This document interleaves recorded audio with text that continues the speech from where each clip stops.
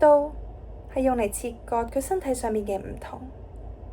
我哋每個人身體上邊都有大大小小唔同嘅差異。我哋嘅目的就係要揾到佢身體上邊每一處嘅差異。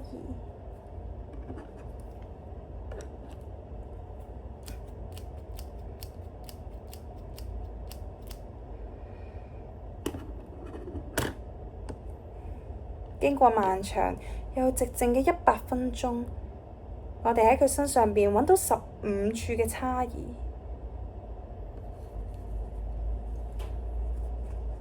切割、收集、再重組，再將200ml 嘅新生注射喺佢體內。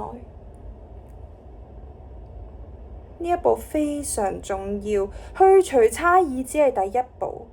注射過程切記快，喺呢個步驟入邊，慢就係快。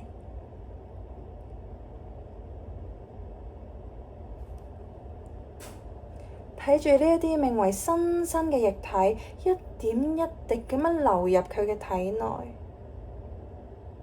感受佢由外去到內，再由內去返外嘅喚醒同埋覺醒。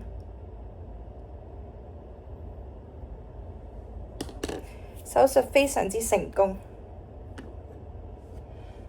佢將會帶住榮耀同埋期盼離開呢一度。